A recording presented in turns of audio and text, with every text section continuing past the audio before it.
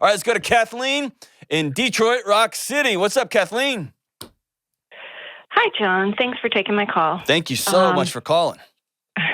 Well, I never dreamed I'd be calling you about this, but about a month ago, my 16-year-old was in a psychiatric unit in lockdown because he had a plan to commit suicide. And so he was there for 10 days and then in an outpatient program for 3 weeks. Okay. So we are blindsided. We didn't see, that this was coming. We knew he was down, and the pandemic's been hard on everybody. Yeah. But he went back to school last week, so things are stable. But we're scared. I mean, we don't know, what this disease is. We don't have any experience with the psychiatric field, so it's all new to us, and we're kind of trying to navigate. And they're kind of overextended themselves because there's so many teenagers that need help right now. Gosh, I'm so and sorry. I just don't know how to. Yeah, we have no experience. We don't know why or what causes this, but it's been diagnosed as a disease, really a bipolar 1 with psychosis. So he does have a diagnosis of bipolar 1 with psychosis? That's the preliminary diagnosis. And, at this point, we hope that's all it is. We don't know because it might be schizophrenia. I mean, we don't know. They need time. I mean, this is the first time they've seen him, so they don't know. We don't get a whole lot of information from the psychiatrist unless we really are forceful and ask. So it's been tough for us. We just don't know how to navigate it. Number one, thank you for your trust. This is scary. I've had this conversation, unfortunately, probably 150, 200 times in my career. I've had this conversation a lot. So it's heartbreaking and it's scary. And thank you for your trust. Okay. Wow. More than 100. God, I've had this. Yeah. Okay. The first thing here. Okay. And this is me. I'm going to rattle these off the top of my head. And so hang in here with me as we go through them. Okay. And you don't have to write all this down. You can just keep this clip and go back and look at it and listen to it, but you can write it down if you'd like. Okay. Okay. First and foremost, you and your husband got to be on the same page. And where this gets hard for everybody is one person thinks he's faking it, or this is not a big deal, or the doctors are crazy, and the other person wants to wrap your boy in bubble tape, and both sides are understandable, but both sides point to a new fissure, a new crack in a relationship. And you need each other in this season, okay? And often I'll recommend, you've heard me recommend on this show before a million times, and I'll do it a million more times.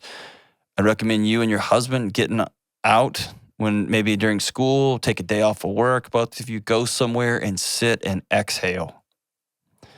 Take a pad and a pen and just breathe.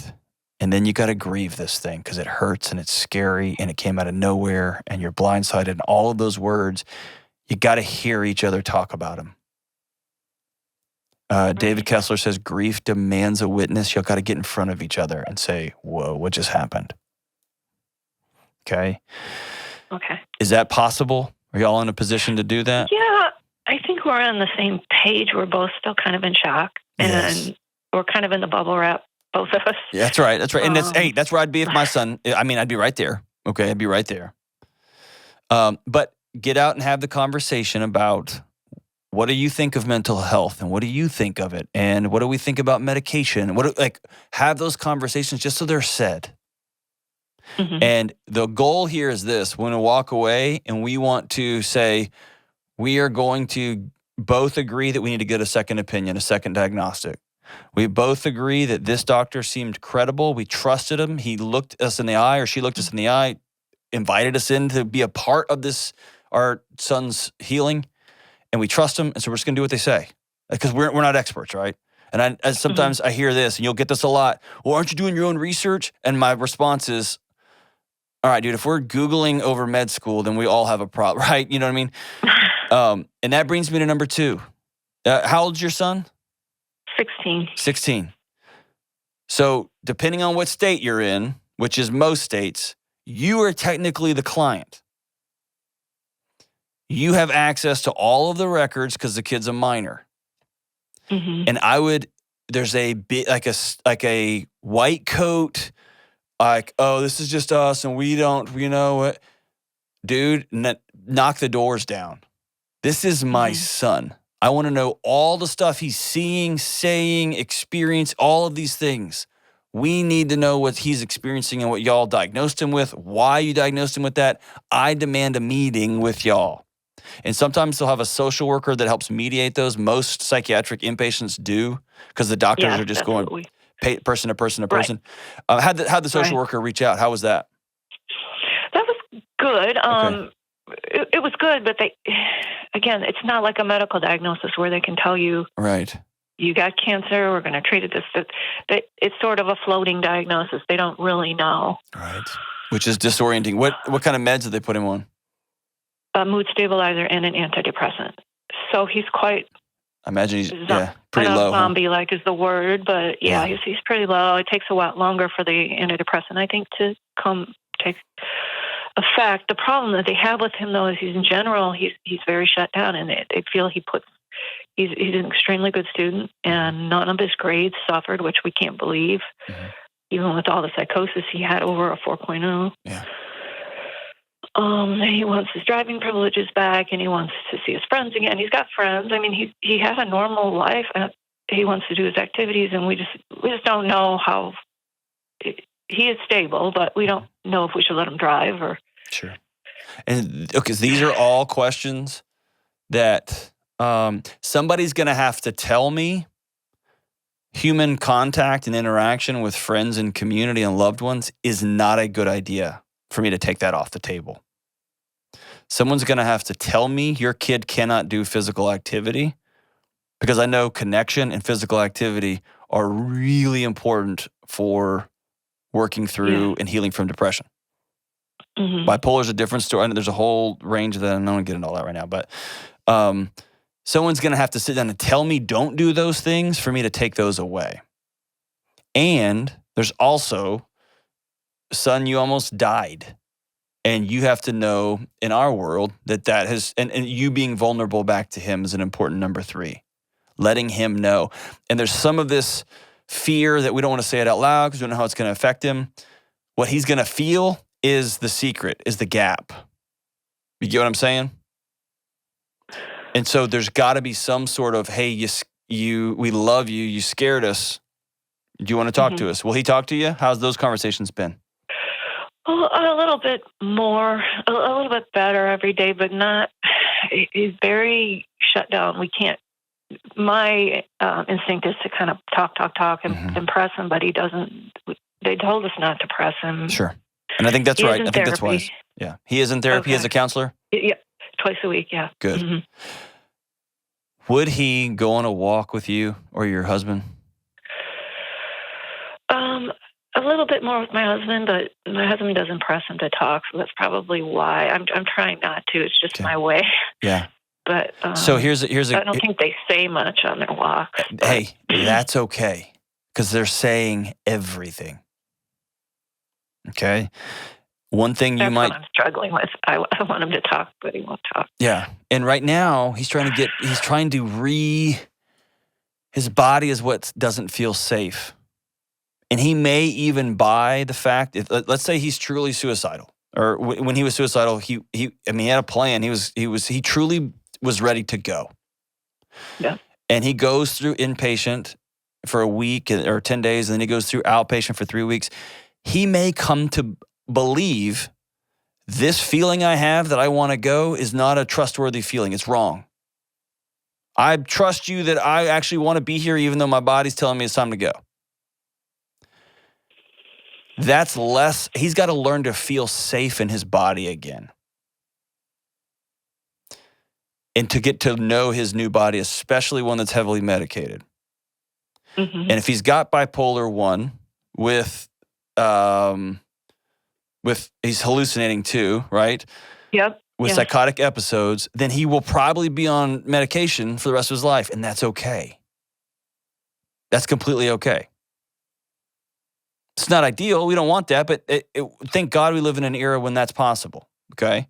If he's got, has epilepsy or has brain lesions or has any number of other things, he grows out of this, you know what I mean? So that's where getting a relationship with that doctor is so, so, so important. And you are the parents of a minor, and y'all have access to that, and you can demand it. And if they won't give it to you, somebody will. Okay. And I would be in same with the counselor. I want to know how my kid is doing.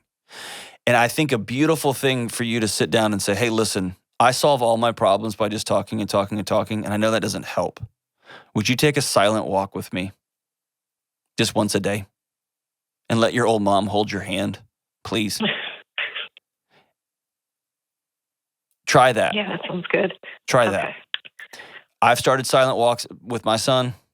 Like, hey, we're just going to go, and they're never silent, because when there's no pressure, when I'm not going to grill him on math homework, whatever, he feels at peace. And then when he's at peace, he feels free just to start talking. And then I get back, and I've learned more about dinosaurs. I don't even know what we're talking about anymore, right? You remember those days. And again, all of this is practicing reestablishing connection and safety in his body. You have to have a good partnership with the counselor and a doctor moving forward. And I hate that they didn't give it to you. Yeah, I think they're overwhelmed right now. I know they are. And I'm not going to talk bad about them because I know they're getting crushed. The teens are, they're just melting. We're just absolutely stone melting. It's heartbreaking. Yeah. Absolutely heartbreaking. Does he have brothers and sisters? He has a sister, yeah. How old is she? Yeah, 18. 18? And she's a senior in high school, so she's going to be leaving soon for college. And he wants to go away too, and just brought that up the other day out of the blue. And I thought, well, I don't know if you're going away or not. I mean, all of that is up in the air, you know. Yeah, and I think a great answer to that is not, no way, because that goes into the, see, I told you I shouldn't be here. It should be, oh my goodness, let's say his name's Ben. Come on, Ben, that's a next month decision. Today we're about connecting and getting well. We'll make plans down the road. Yeah. We'll work that out with your counselor as we all heal. Right? And letting him know we're all healing. We're all in this together. He's a part of this unit. This unit doesn't operate without him. We need him. One of the things that really was a light bulb moment for me was reading, I think it's Thomas Joyner's work. He's one of the preeminent suicide. I just had so many of these as a college dean of students. I just kept dealing over and over and over. And one of the things that was a light bulb moment for me was he writes about this feeling of perceived burdensomeness. Not only do I not have a group, but when I'm around people, their life is less good because I'm in it. And this is it's almost never a fact. It's just this sense. And so that's why you see people who look like they've got tons of friends and they're happy. Something inside of them tells them that other people's lives are less good when they're around. And so that's what part of the healing journey is. But that's one of those quiet, we're all healing. And we're all going to go do a thing. And I know you want to go but I think asking your counselor, I'm talking a million different directions here. Talking to the counselor, asking some very direct questions. Can he go hang out with his friends at night? Mm-hmm. Should we limit video games or cut them off completely?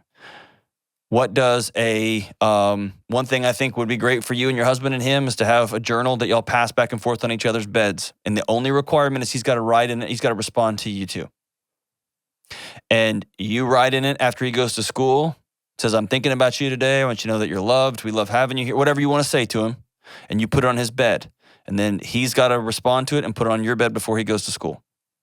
And it might just be, he writes, thank you. It might just be, today was a good day. Today was not a good day. Whatever it is, great. But we're just opening a dialogue that has never been there. Okay? And get creative on those things. silent walks, holding hands, touch, watching dumb movies, whatever it happens to be. I listened to Garth Brooks on the way to work today. That's the kind of connection I'm trying to make with my kid, right? I'm just trying. He loves 90s country, and I'm trying. And the songs are good. I'm working on it. But whatever we can do to start leaning into connection. And here's the final thing I need you to hear me say. Okay? Mm-hmm. Not your fault. Okay? Okay. You're going to mine everything you've ever said and ever done and wonder what you did. Right.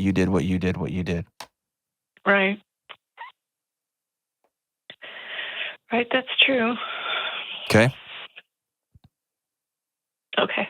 Don't do that to yourself. Don't do that to your relationships. Don't do that to him. It's hard. I know that. But we're here now, and how do we make tomorrow a little bit better, a little bit more connected? But I want you to hear me say, if nothing else, I've thrown a lot at you, and I'm talking 90 miles an hour. Nothing else, you have to have a good relationship with his doctor, with the psychiatrist, and with his ongoing counselor. They've got to have a back and forth connection. And there may be some things that he says, I don't want to talk to them about. And you tell the counselor, that's okay. I trust y'all. I want y'all to have some privacy between the two of you, some confidentiality between the two of you. Just know that if he ever says I'm going to hurt myself, they have ethical responsibilities to go do something about it. So they're not just going to sit on something, right? But I want you to be... No, they didn't. They let us know when that came up. Good. That's great. But ask as many questions as you can, and don't let them brush you off and be like, well, actually, this is how our policy is. I don't care your policies. That's my son. It's my son. Right.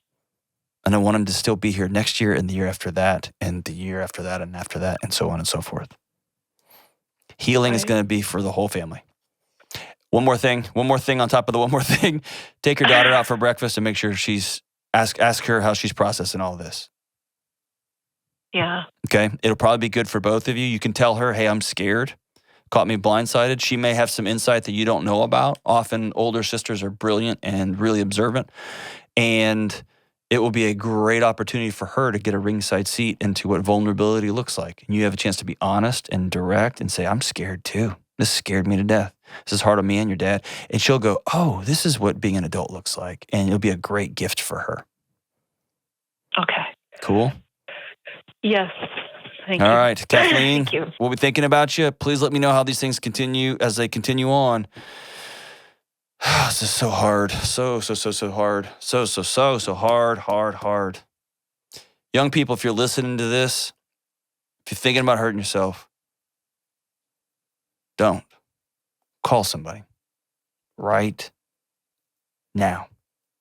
Call somebody. Moms and dads, if you even have an inkling that your kid's not doing okay, it's worth more than any meeting you have to go to, any show you're in the middle of watching, turn stuff off and go in your kid's room and sit on their bed and say, what's going on? And they may tell you to shut up and get out of here. I'm doing this, whatever. And you say, you're my son. You're my daughter. How are you? You're not okay. And it may mean you miss out on a lot. It may mean you got to change. I'm here for you. And moms and dads, if you're not doing okay, you can't do life by yourself. Call somebody.